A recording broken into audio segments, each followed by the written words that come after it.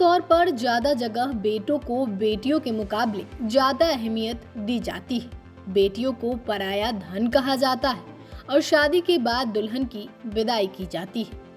कमोबेश यही परंपरा सभी जगहों पर है, लेकिन आज हम आपको बताएंगे कि जहां इसके उलट बेटियों को ज्यादा तरजीह दी जाती है, यहाँ घर परिवार के सदस्यों का बोझ पुरुषों की जगह महिलाओं के कंधों पर होता है।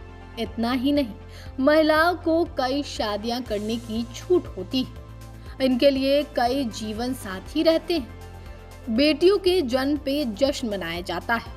आपको यह जानकर भले ही हैरत हो, लेकिन ये सच है। यहाँ बेटों को पराया धन माना जाता है। वहीं बेटियों और माताओं को भगवान के बराबर मानकर परिवार में सबसे ऊंचा दर्जा दिया जाता है। पूरी तरह से बेटियों के प्रति समर्पित है। यह जनजाति उन तमाम समुदायों और क्षेत्रों के लिए मिसाल है जो बेटियों के जन्म पर दुखी हो जाते हैं। खासी जनजाति में लड़कियों को लेकर कई ऐसी परंपराएं और प्रथाएं जो बाकी भारत के उलट है।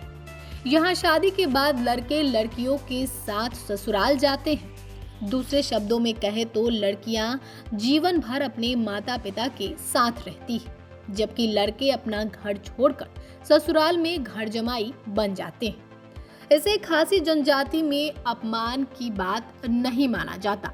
इसके अलावा बाप दादा की जायदाद लड़कों की बजाय लड़कियों को मिलती है। एक से ज्यादा बेटियां होने पर सबसे छोटी बेटी को जायदाद का सबसे ज्यादा हिस्सा मिलता है। सबसे छोटी बेटी को विरासत का सबसे ज्यादा हिस्सा मिलने के कारण उसे ही माता पिता, अविवाहित भाई बहनों और संपत्ति की देखभाल करनी पड़ती है।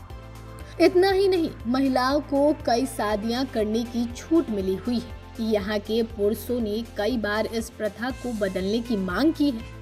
उनका कहना है कि वे महिलाओं को नीचा नहीं दिखाना चाहते और न ही उनके अधिकार कम करना चाहते, बल्कि वे अपने लिए बराबरी का अधिकार चाहते हैं।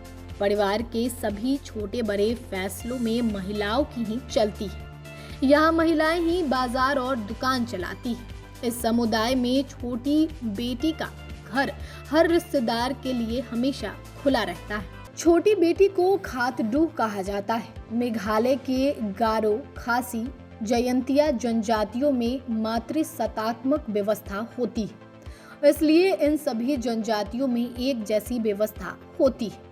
यहाँ विवाह के लिए कोई खास रस्म नहीं होती। लड़की और माता पिता की सहमति होने पर लड़का ससुराल में आना जाना और रुकना शुरू कर देता है।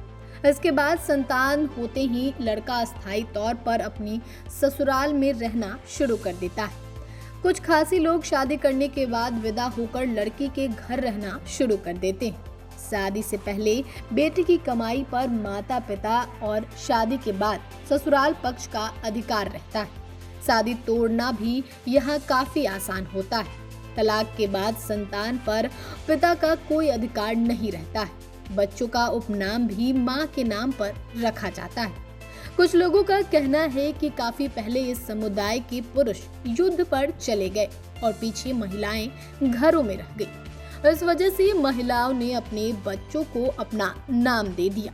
वहीं कुछ लोगों का मानना है कि ये परंपरा इसलिए शुरू हुई क्योंकि खासी महिलाओं के कई जीवन साथी होते हैं। ऐसे में सवाल उठता है कि बच्चे का पिता कौन है।